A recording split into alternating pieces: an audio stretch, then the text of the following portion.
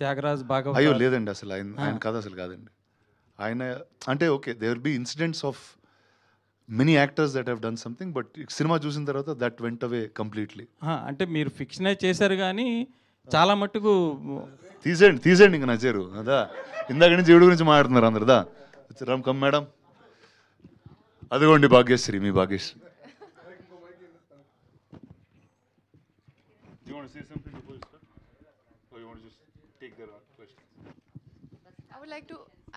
I would like to hear what you all have to say first.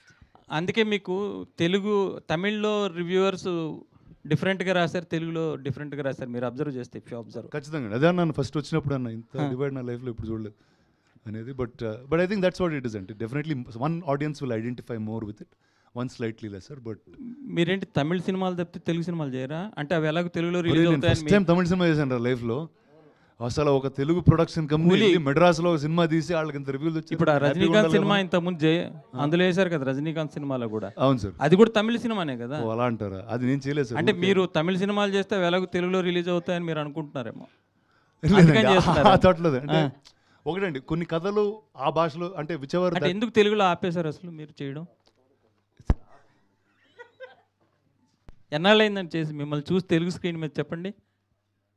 అప్పుడెప్పుడో విరాటపర్వం ఎప్పుడో చూసాము, విరాటపర్వం ఎప్పుడో చూసాము. తర్వాత ఆ టాపిక్ చెప్పారు. ఇది కూడా ఆ సినిమా కూడా ఇదే అయిందండి. మెడ్రాస్లో ఫుల్గా ఉండింది, హైదరాబాద్లో ఆడలేదు అది.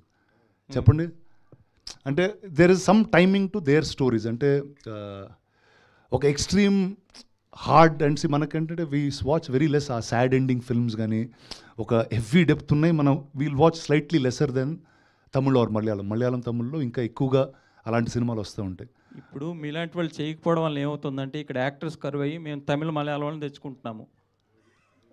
మీరు చేయకపోవడం వల్ల తెలుగులో యాక్టర్స్ కరువు అయ్యారని చెప్తున్నా జర్నలిస్ట్.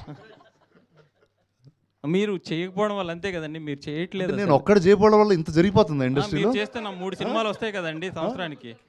బస్ అంటే 3 సినిమాలు అట్లా చేయను, కానీ ఇప్పుడు ఇది అయిపోయిన వెంటనే నెక్స్ట్ తెలుగు సినిమా చేస్తున్నా, తెలుగులోనే చేస్తున్నా. సో అది ఫస్ట్ మీకే చెప్తే, వీళ్ళు ఎవరికి కాదు, మీ ఒక్కళ్ళకే ఫోన్ చేసి డైరెక్ట్గా మీకు చెప్పి దాని తర్వాత all others. Okay hi Bhagyashree. Yeah congratulations, చాలా బాగా చేశారు మీరు. Thank you sir. బాగుంది. అంటే అసలు అందులో మీరు కాంత అంటే అలాగే ఉన్నారు మీరు. అంటే మేము ఏం తెలియదు కదా, ఎక్స్పెక్టేషన్స్ లేకుండా వెళ్ళాం కదా. కాంత అంటే మీరే అనుకున్నాం మేము. అయ్యో థ్యాంక్ యూ సో మచ్.